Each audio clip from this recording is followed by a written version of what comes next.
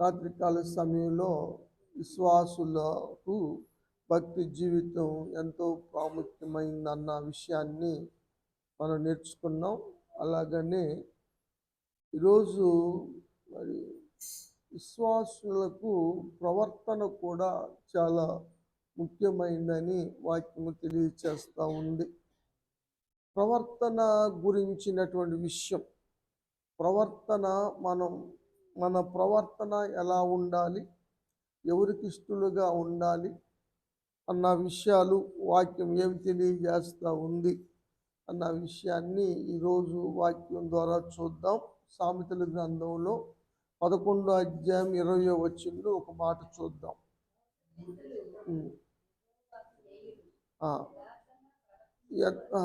మన ప్రవర్తన ఎప్పుడు యథార్థంగా ఉండాలి.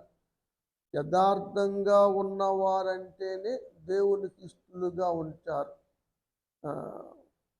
పైకి యథార్థంగా కనపడి చేసే అన్నీ యథార్థత లేని పనులు చేస్తూ ఉంటే దేవునికి ఇష్టలుగా ఉండలేం. చాలామంది పైకి మాత్రమే యథార్థవంతులుగా కనపడుతున్నారు. వారి ప్రవర్తనలు అలా అనిపిస్తాయి. మంచి వాళ్ళుగా ప్రవర్తించటానికి, మంచి వాళ్ళు అనిపించుకుంటానికి ప్రయత్నం చేస్తున్నారు, కానీ మంచిగా జీవించటానికి ప్రయత్నం చేయట్లేదు.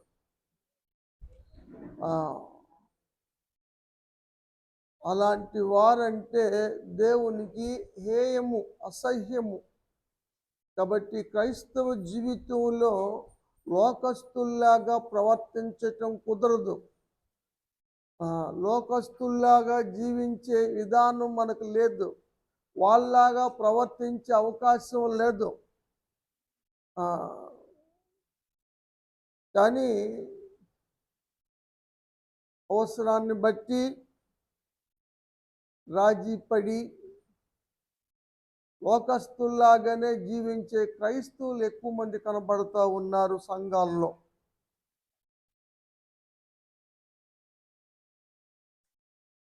పదహారో అధ్యాయంలో కూడా ఒక మాట చూద్దాం. సామెతల గ్రంథం 7వ వచనంలో, ఒకని ప్రవర్తన యెహోవాకు ఇష్టమైనప్పుడు, ప్రీతికరమైనప్పుడు ఆయన అతనుకున్న శత్రువుల్ని, సమస్యల్ని మారుస్తాడు, మిత్రులుగా చేస్తాడు.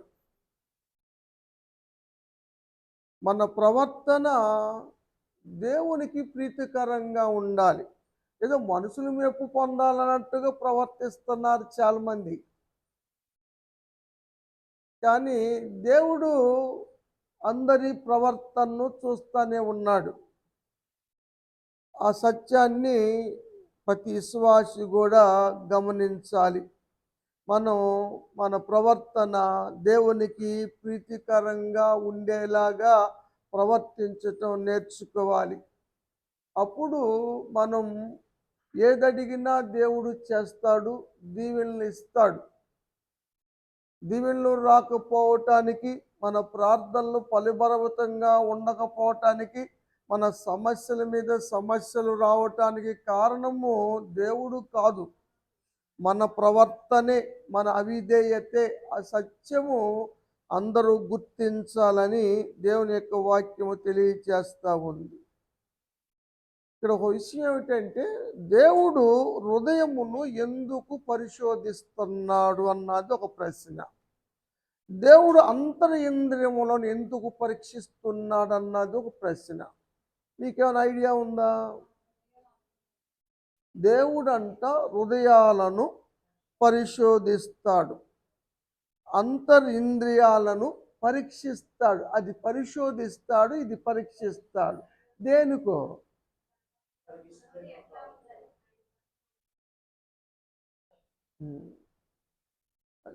మన హృదయాలు దేవుని పట్ల ఎలా ఉండవో తెలుసుకుంటానికి. మనుషులు ముందు మాత్రం బాగానే ప్రవర్తిస్తాం, ఎంతో భక్తిపరుల్లాగా కనిపిస్తాం, ఎంతో ప్రార్థనాపరుల్లాగా అనిపిస్తాం.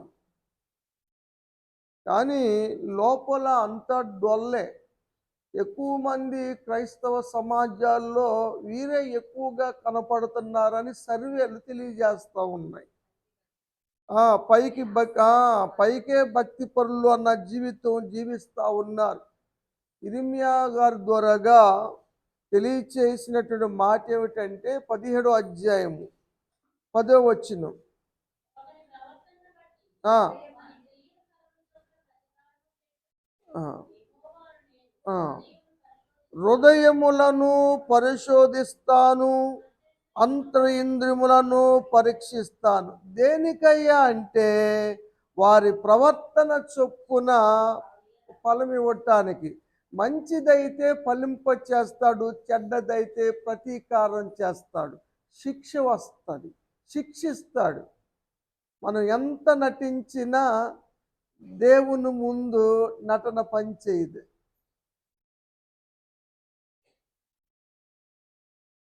కదా.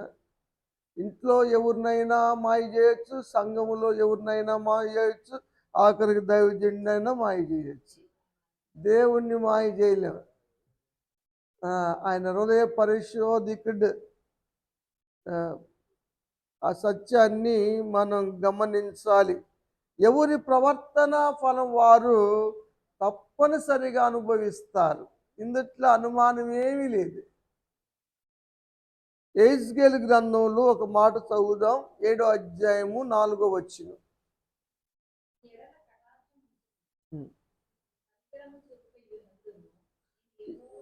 7వ అధ్యాయం 4వ వచనం చూడు.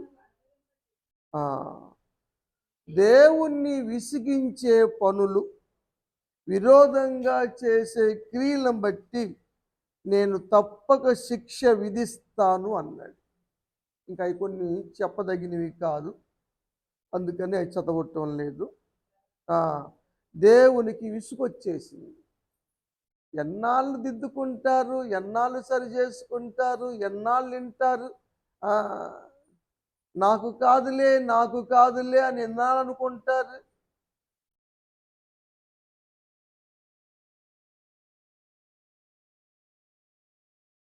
పదహారో అధ్యాయం 43 వచ్చిన లాస్ట్లో,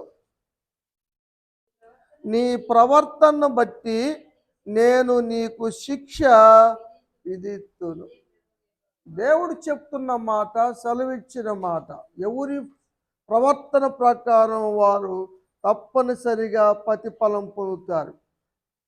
నీ ప్రవర్తన మంచిగా ఉంటే, ప్రీతికరంగా ఉంటే దేవునికి ఆశ్రయించబడతావు, లేకపోతే తప్పనిసరిగా శిక్షించబడతావు. దేవుడు ప్రవర్తన చూస్తున్నాడు. మన ప్రవర్తన చాలా అవసరం. వాక్యము తెలియచేస్తూ ఉంది, దేవుని యొక్క వాక్యము సెలవిస్తూ ఉంది. ప్రియమైన దేవుని బిడ్డలారా, మీరు మందిరమునకు వెళ్ళినప్పుడు మీ ప్రవర్తన జాగ్రత్త కదా. లోకస్తుల్లాగా ఇక్కడ జీవించటానికి, నటించటానికి, ప్రవర్తించటానికి కుదరదు. దేవుని సన్నిధి, ఎలా పడితే అలా ప్రవర్తించకూడదు. అలా ప్రవర్తిస్తే దాని ప్రతిఫలం తప్పనిసరిగా అనుభవించి తీరుతారంతే. ఇందులో ఏమి అనుమానమే లేదు. ఎవరైనా సరే ఆ సత్యాన్ని గమనించాలి. శిక్ష తెచ్చుకోకూడదు. దేవుడు శిక్షించే సంతోషపడతాడు అనుకుంటున్నారా ఏంది? నశింపజేసి సంతోషపడతాడని అనుకుంటున్నారా ఏంటి? దేవుడు దేని విషయంలో సంతోషపడతాడో కూడా తెలియజేశాడు.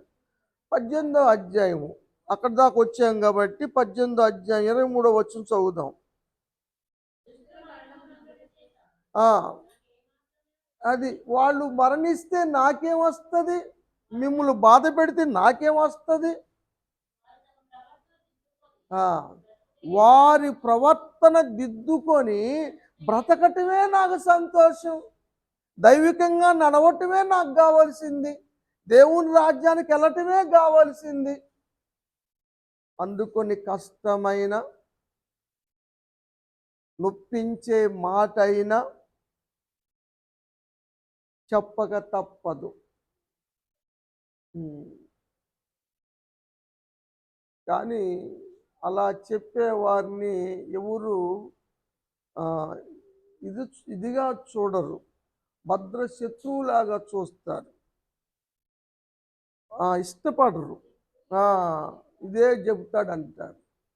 అదే మాయ మాటలు చెప్పి పొగిడి, నీకు ఆ దీవెన వస్తుంది, నీకు ఈ దీవెన వస్తుంది, దేవుడు అది పోతున్నాడు ఇది పోతున్నాడు అని చెబితే ఎంత సంతోషం వస్తుంది. కొంచెం కానుకిద్దాం అనుకున్న వాళ్ళు కూడా ఎక్కువ కానుకిస్తారు తీసి ఇస్తారు. ఇలా చెబితే ఇచ్చేటిని కూడా ఏం అనిపించేది అనిపిస్తుంది. కానీ అందుకనే వాక్యం చెబుతుంది, ప్రేమ గలవాడు గాయపరుస్తాడమ్మా, పగవాడే ముద్దులు పెడతాడు, అది చివరికి నాశనానికి నడిపిస్తుంది. పొగడ్తలకు ఏమ్మా అంతే కదా, ఎవరున్నా సరే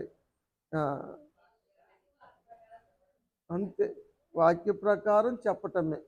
ఇక పాటిస్తారు పాటించరు, మార్చుకుంటారు మార్చుకోరు, దిద్దుకుంటారు దిద్దుకోరు అన్నది విశ్వాసుల ఇష్టం. దేవుడు ఎచ్చగా చెప్పమంటాడు, చెప్పటం మన బాధ్యత. మధ్యవర్తిగా దేవునికి మీకు మధ్యన ఉన్నటువంటి విధానాన్ని బట్టి మధ్యవర్తి యేసు ప్రభువు వారే అనే స్థానంలోకి వెళ్ళం. కానీ దేవుడు మరి జవాబుదారులుగా ఉంచాడు కాబట్టి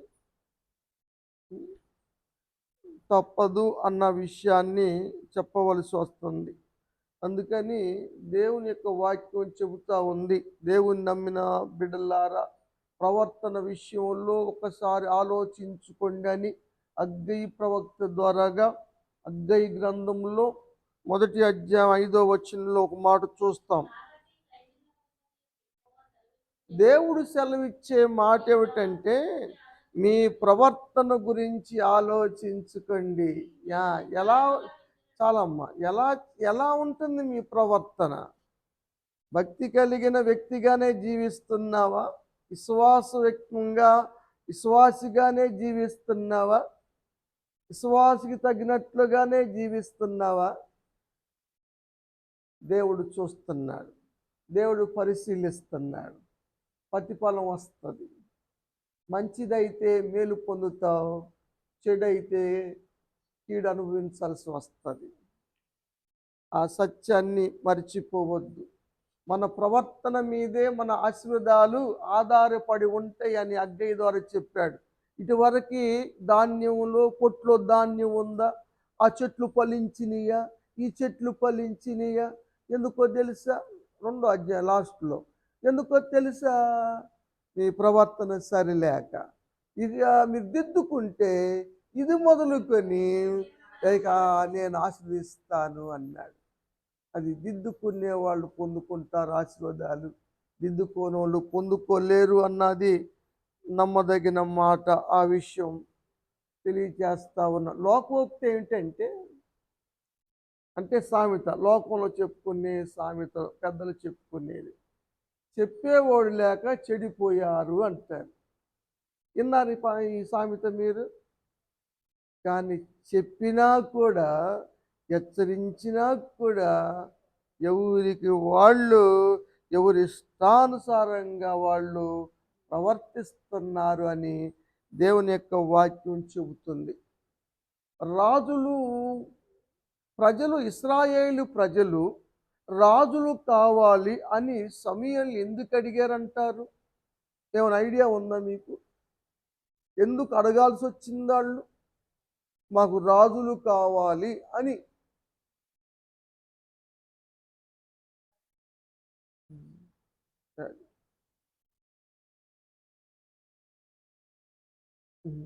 సరే,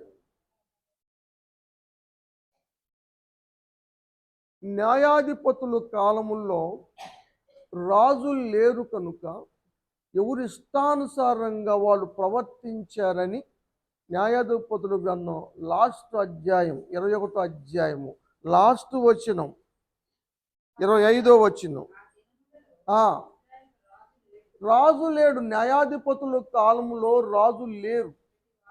కాబట్టి ఎవడిష్టానుసారంగా వాడు ప్రవర్తించారు. కామందులు లేకపోతే ఏదైనా ఎలా పడితే అలా ప్రవర్తిస్తుంది. కానీ మనకి రాజు ఉన్నాడు, మనకి దేవుడు ఉన్నాడు కదా. ఇజ్రాయేల్ ప్రజకు లేడేమో కానీ మనకున్నాడు, దేవుడున్నాడు మనకి. ఆయనే మన రాజు కదా. దావీదు ప్రార్థన చేస్తాడు. ఏం ప్రార్థన తెలుసా మీకు? 43 కీర్తన 10వ వచనం అనుకుంటా, చూడండి. 143 కీర్తన 10వ వచనం. అయ్యా, నువ్వే నా దేవుడు అయ్యా, కనుక నీ చిత్తానుసారంగా ప్రవర్తించటం నాకు నేర్పు. ఎంత చక్కని ప్రార్థన! ఎప్పుడని చేశారా? నీ చిత్తానుసారంగా నేను ప్రవర్తించాలి, నా చిత్తానుసారంగా కాదు కదా. మన పాస్టర్ గారు చెబుతున్నాడు, పెళ్లి చేసుకునేటప్పుడు ఇద్దరు ఇష్టానుసారంగా చేసుకుంటారు కదా. ఏమ్మాయి నీకు ఇష్టమేనా అబ్బాయిని? ఇష్టమే. మరి నీకునే వీడు దొంగ చూపులు చూస్తాను, సైజు నాకు ఇష్టమే, పెళ్లి చేసుకుంటారు. తర్వాత కొంచెం సమస్యలు వచ్చినప్పుడు ఎవరు ఇష్టాలు వాళ్ళు, నా ఇష్టం అని వాడంటాడు, నా ఇష్టం అని ఏమంటాడు.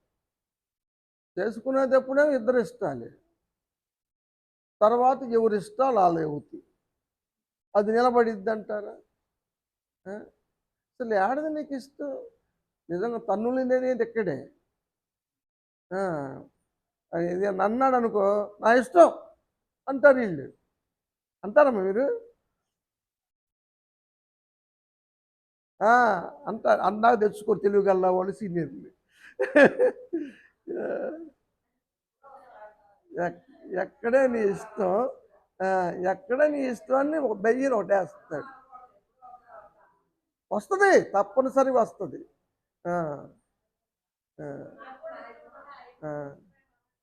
సరే, ఈవెన్ కొట్టాడు బాగానే ఉంది, మరి వీడి సంగతి ఏంది? ఎప్పుడో తాగొస్తాడు ఇంటికి. ఏందయ్యా టైం అయింది, ఎప్పుడు దాకా? నా ఇష్టమే, ఎప్పుడైనా వస్తానేనా? వీడికి ఆడితే ఇష్టం. ఎవడి ఇష్టానుసారంగా వాళ్ళు ప్రవర్తిస్తే దెబ్బతీసి ఆయన ఉన్నాడు. వివాహ వ్యవస్థను ఏర్పాటు చేసిన ఆయన ఉన్నాడు అక్కడ. యాక్షన్ ఆయన తీసుకుంటాడు. అప్పుడు పడితే కానీ తెలియదు, బొమ్మ పడిద్ది అన్నట్టుగా. కాబట్టి ఎవరి ఇష్టానుసారంగా వాళ్ళు ప్రవర్తిస్తూ ఉన్నారు, దేవుని ఇష్టానుసారంగా కాదు. ఏలీ కుమారులు షిలోహ మందిరంలో ఉన్నారు. చాలా మిక్కిలి దుర్మార్గులు అని రాయబడింది. వాళ్ళు మందిరంలో జరిగే నైవేద్యాల విషయములో, బలి అర్పణ విషయములో, మాంసాల విషయములో ఎంతగానో ఇబ్బందిని కలుగొచ్చేశారు. దేవునికి అర్పణ అర్పించకముందే, మాంసం ఉడికించకముందే మాంసాన్ని తీసుకెళ్ళాలని బలవంతం చేశారు. ఆఖరికి ఆ మందిరం ఎటతారైందంటే, ఆ మందిరంలో నైవేద్యం పెడుతున్నారంటే దేవునికి అసహ్యమైన విధంగా మారిపోయింది. వీళ్ళు నైవేద్యాలు నాకు దండగా, ఎందుకు నైవేద్యాలు చేస్తూ ఉంటే ఎవడు పెత్తనాలు వాళ్ళయి పెత్తనాలు చేస్తున్నారు దేవుని యొక్క నైవేద్యం మీద. షిలోహ మందిరంలో మనం చూస్తాం. 2వ అధ్యాయం చూడండి, 8వ వచనం, సమూయేలు మొదటి గ్రంథం.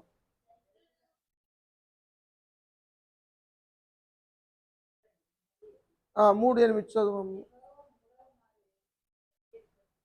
కాదు, భోజనము దగ్గర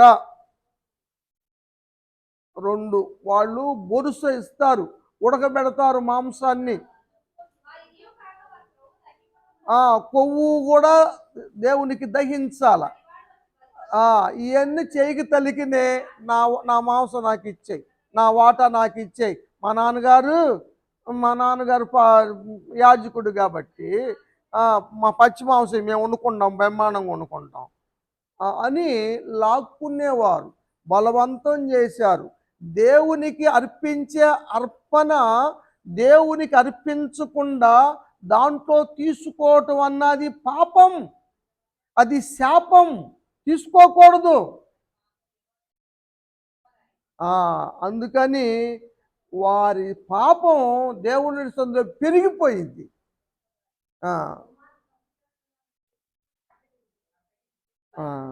అవును.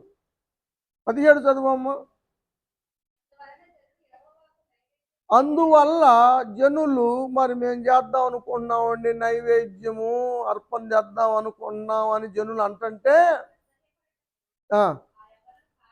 దేవుడు అసహ్యపడ్డాడు. వాళ్ళని బట్టి కాదు, ఇదిగో ఇక్కడ ఇలా బట్టి దేవుని అర్పణలు ఎలా అర్పించాలి, దేవునికి అర్పించకుండా ఎవరు కూడా తీసుకోకూడదు. యాజకుడైనా సరే కూడా ప్రార్థన చేసిన తర్వాతే, దేవునికి సమర్పించిన తర్వాతే అది తీసుకోవాలి. అది విధానం. పచ్చి మాంసం తీసుకెళ్ళకూడదు. దేవునికి ఇచ్చేవి ఆఖరికి ఎలా తారైందంటే 3:14 చూద్దాం. కాబట్టి వారి దోషానికి బలిచ్చినా సరే, నైవేద్యం చేసినా సరే ఎన్నటికీ ప్రాయచిత్తం లేకుండా పోయింది. ఏలీ కుమారులు హతులైపోయారు, మందసం పట్టబడింది, ఏలీ మరణించాడు, ఫినెహాసు భార్య కని మరణించింది, ఇకాబోదుగాని అని పేరు పెట్టింది. శాపకరం అనే స్థితి తెచ్చుకున్నారు. వారి ప్రవర్తన ఫలం. కాబట్టి మందిర విషయంలో, దేవుని పనుల విషయాల్లో చాలా జాగ్రత్తగా ఉండాలి మన ప్రవర్తన. అంటే టేక్ ఇట్ ఈజీ ఏం కాదు, అది ఈజీగా తీసుకుంటానికి అవకాశమే లేదు. ఏమన్నా చూసి చూడట్టుకు పోయే అవకాశమే లేదు. సమూయేలు కుమారులు జోయల్, ఏవేలు, అబియాలు న్యాయాధిపతులుగా ఉన్నారు వాళ్ళు, కానీ వారు న్యాయాధిపతులుగా లెక్కించబడలేదు. కారణం ఏమిటంటే వాళ్ళు ధనాపేక్షకులయ్యి, లంచగొడులయ్యి అన్యాయాన్ని న్యాయంగా తిప్పేశారు. అందుకని సమూయేలునే లాస్ట్ న్యాయాధిపతిగా ఎంచారు. 8వ అధ్యాయం 3వ వచనంలో చూద్దాం. ఎవరు? సమూయేలు కొడుకులు ఏవేలు, అబియాలు. సమూయేలు ప్రవర్తనలాగా లేదు. సమూయేలు చాలా ప్రవర్తనగా ఉండేవాడు. చిన్నప్పటి నుంచి కూడా, దేవుని మొక్కే కాడ నుంచి కూడా, దేవుని స్వరం వినే విషయంలో, దేవుని మాట పాటించే విషయంలో, దేవుని చిత్తం ప్రకారం నడిచే విషయంలో చాలా మంచి ప్రవర్తన జీవించాడు సమూయేలు. అందుకే మంచి ప్రవక్తగా పేరు తెచ్చుకున్నాడు. దీర్ఘదర్శి అయ్యాడు, అభిషక్తుడయ్యాడు, ప్రార్థనాపరుడయ్యాడు, రాజులు సైతం అభిషేకించాడు. అంత గొప్పగా దేవుడు హెచ్చించాడు. అందుకే అడిగారు రాజు కావాలని.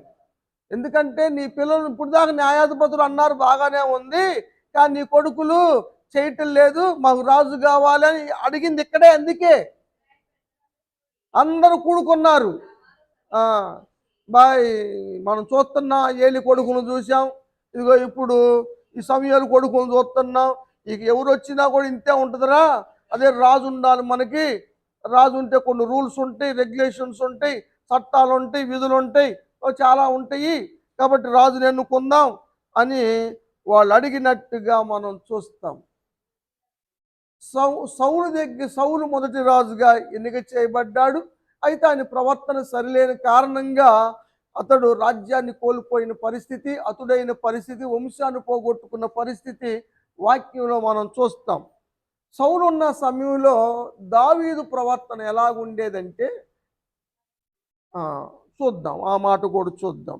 18వ అధ్యాయం సమూయేలు మొదటి గ్రంథం 18వ అధ్యాయము 30వ వచనం.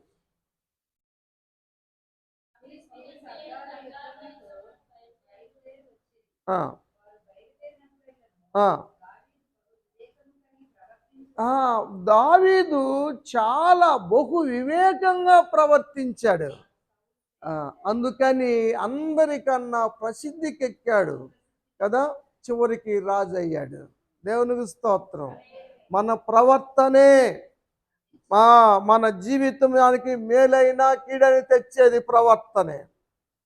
కాబట్టి ప్రియమైన దేవుని బిడ్డలారా, మన ప్రవర్తన ఎలా ఉంటున్నాయి, దేవుని మందిరంలో ఎలా ఉంటున్నాం, బయట ఎలా ఉంటున్నాం అన్న విషయంలో దేవుడు అడుగుతాడు, దేవుడు చూస్తాడు, పరీక్షిస్తాడు, పరిశోధిస్తాడు, అవసరమైతే శిక్షిస్తాడు.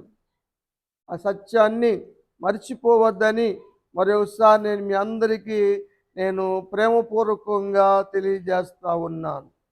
10వ అధ్యాయం కీర్తనలో దావీదు ఒక మాట అంటాడు, 5వ వచనం.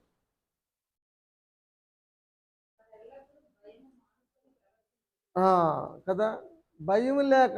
ఈ ప్రవర్తనలు దేనికయ్యా అంటే భయం లేక. సామెతలు తెలుసు కదా, భయం లేని కోడి ఏం చేస్తుందో. ఇప్పుడు బలిసిన కోడి ఏం చేస్తుందో.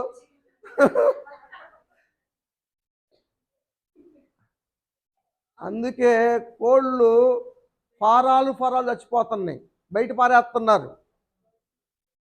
బర్డ్ ఫ్లూ వచ్చింది, అది తిన్న మనుషులకు కూడా వచ్చిందంట. ఇప్పుడు ఏలూరులో, ఇక్కడ మన ఆంధ్రాలో ఏలూరులో వచ్చినాయి. గంపల గూడెంలో మదిరా దగ్గర కొప్పల తెప్పలో అది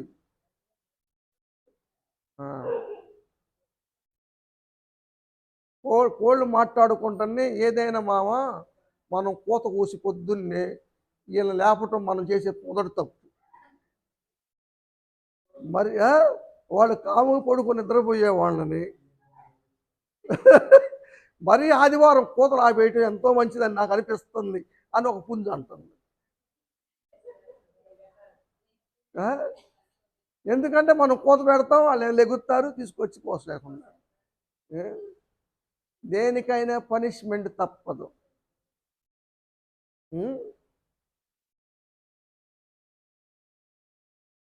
భయం లేక కదా. చికెన్ స్టాల్కి వెళ్ళి తొడగొట్టిందంట కోడి, తెగబలిసిన కోడి సవాలని. ఏం చేస్తాడు? చేస్తాడే అంతే. కాబట్టి దేవుని బిడ్డలారా గమనించండి, దేవుడు మనల్ని గమనిస్తున్నాడు, మన ప్రవర్తన చూస్తున్నాడు. నువ్వు పైకి ఎంతగా నటించినా సరే దేవుని ముందు నీ నటన సాగదు. ఆ సత్యాన్ని గమనించాలి. 15వ అధ్యాయం కూడా ఒక మాట చూద్దామండి, 2వ వచనం. యథార్థమైన ప్రవర్తన కలిగి నిజం పలికే వాళ్ళు ఉన్నారండి. ఎక్కువ అబద్ధాలు పలికే వాళ్ళు ఎక్కువ ఉన్నారు, నిజం పలికేవాళ్ళు తక్కువ. వీళ్ళకి మళ్ళీ పరలోకం గ్యారంటీ అంటున్నారు. అక్కడ ఏం చెబుతున్నాడంటే, యథార్థంగా ప్రవర్తించి నిజం పలికేవాడే నా అతిథిగా ఉంటాడు, నా గుడారంలో, నా రాజ్యంలో అతిథిగా ఉంటాడు. లేకపోతే పొరపాటును కూడా ఇక్కడ అబద్ధాలు చెప్పేవాళ్ళు, నాలుకలతో కొండేలు చెప్పేవాళ్ళు, ఎలా పడితే అలా ప్రవర్తించేవాళ్ళు, ఇష్టానుసారంగా జీవించే వాళ్ళని పరలోకం తీసుకెళ్ళరు. అది మున్సిపాలిటీ ఆఫీస్ ఏం కాదు, చెత్తా చెదారాన్ని తీసుకెళ్ళి ఆడేయటానికి. అధ్యాయం అంతా కూడా కొంచెం గట్టిగానే అనిపిస్తుంది. కాబట్టి మనం ఎంత తగ్గించుకొని ప్రవర్తిస్తే అంత మంచిది. 31వ అధ్యాయం కూడా చూద్దాం, 23వ వచనం.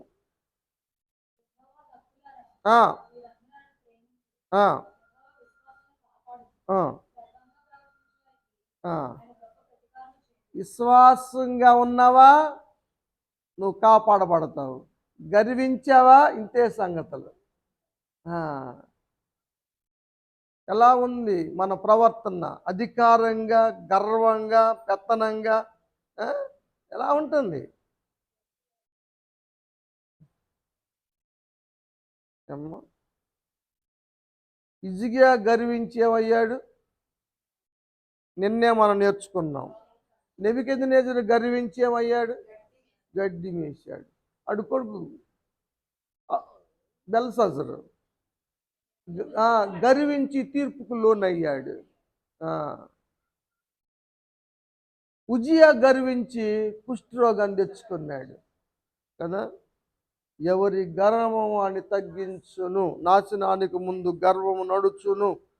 అందుకన 29వ అధ్యాయం సామెతల గ్రంథంలో ఒక మాట చూద్దాం. 23వ వచనం.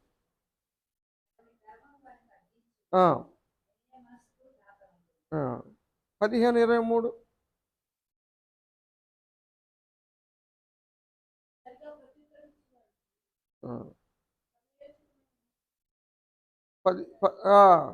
గర్విష్ఠుల గృహము పెరికి వేయబడును. దేవుడు లేపేస్తాడు. గర్వం గల వాళ్ళ ఇల్లు నిలబడవు. గర్వించొద్దు. మన ప్రవర్తన దేవుడు గమనిస్తున్నాడు. చాలా ప్రాముఖ్యమైన విషయం. మన ప్రవర్తన జాగ్రత్తగా ఉండాలి. దేవుని బిడ్డలుగా మనం జీవించాలి. తిమోతికి రాస్తాడు పౌలు గారు ఆత్మీయ కుమారుడుగా. ఒక మాట చూద్దాం. తిమోతి మొదటి పత్రిక 5వ అధ్యాయం 6వ వచనం. సుఖభోగముల యందు ప్రవర్తించున్నది బతికినా సచ్చిందాంతో లెక్క. సుఖభోగాలు కదా. అక్కడ చర్చికి నడిచి రావటానికి కూడా కాళ్ళు రావటం లేదు. సుఖపడ్డారు, అందరూ ఉండి అడుగుతారు అన్నట్టు.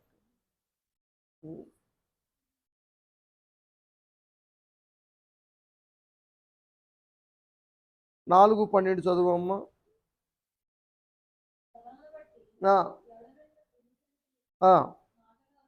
మాటలు విశ్వాసులుగా ఉన్న మనము మాటల్లోను ప్రవర్తనలోను ప్రేమ చూపటములోను విశ్వాసములోను పవిత్రంగా ఉండటంలోను మాదిరిగా ఉండాలి.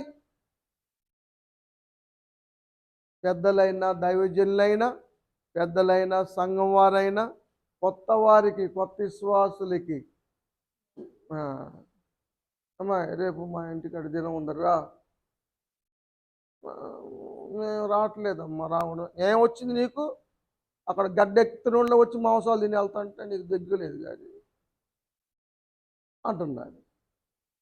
ఇంకేం మాదిరి? పెద్దోళ్ళు ఏం మాదిరి చూపించారు మనకి? వాళ్ళ ప్రవర్తన ద్వారా ఏం మాదిరి నేర్చుకున్నాం మనం? యోహాను సువార్త, యోహాను పత్రిక చెప్పి ముగిస్తాను, టైం అయింది. 3వ పత్రిక 5వ వచనం.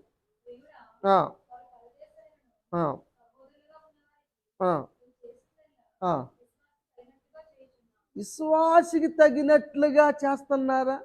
విశ్వాసికి తగినట్లుగా జీవిస్తున్నారా? మారు మనసు తగినట్లుగా ఫలిస్తున్నారా? అలా చేసాడు గాయి వర్ధిల్లాడు, ఆత్మీయంగా వర్ధిల్లాడు. దైవజనుడు కోరుకున్నాడు, నువ్వు సత్యం అనుసరించి నడుస్తున్నావు అని ప్రవర్తిస్తున్నావు అని నాకు తెలిసింది. ఇంకంతకన్నా నాకేం సంతోషం కదా. ఆ సంఘం వాళ్ళు ఎంత మంచోళ్ళు, ఎంత క్రమంగా ఉంటారు, ఎంత చక్కగా ప్రవర్తిస్తారు, ఏదైనా కట్టుగా ఉంటారు అనిపించుకోవటం ఘనత వాళ్ళ. ఇలా భోజనాలు పెట్టమాను మొత్తం వస్తారు, వాళ్ళ సంఘాన్ని కూడా మానేసి అని చెడ్డ పేరు తెచ్చుకోకూడదు కదా. ముద్రేశారు కొంతమంది, పేర్లు చెబుతున్నారు. నాకు చాలా బాధ చేసింది. కాదయ్యా, అలా కాదు. పిలిచేటప్పుడేమో ఎంతో ప్రేమపూర్వకంగా మర్యాదపూర్వకంగా వాళ్ళ సభను సక్సెస్ చేసుకుంటాం కోసం ఎంతగా చక్కగా అభిమానంగా పిలుస్తారు. మరి దేవుని పనేగా, ఏడైనా దేవుని సువార్తె ఆడైనా దేవుని సువార్తె అని మనం వెళ్ళామనుకో, వాళ్ళ సంఘం వాళ్ళు భోజనాలంటే ఎగబడి వస్తారు అని పేరు పెడతారు. అవసరమా మనకి?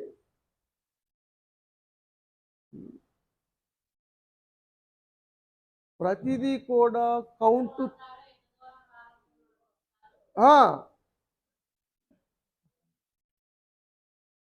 అంటారా? నోరు నయముంది. ఆ? అది ఎలా విలువైతే అట్లా మాట్లాడతారు. ఆ, అందుకని ఒక మాట మీదుగా ఉందాం, ఒక కట్టుగా ఉందాం, ఒక పద్ధతిగా ఉందాం. విశ్వాసులంటే విశ్వాసులుగానే ఉందాం. మన ప్రవర్తన బట్టే మనకిచ్చే గౌరవం ఆధారపడదు ఉంటుంది. మన ప్రవర్తన బట్టే దేవుని పట్ల కూడా ప్రేమ కలిగి ఉంటారు అన్య జనాంగం. ఆ, వాళ్ళ అబ్బో మీ సంఘం సంగతి చెప్పు. ఆ, ఆమె చెప్పే అన్ని అబద్ధాలే. ఆ,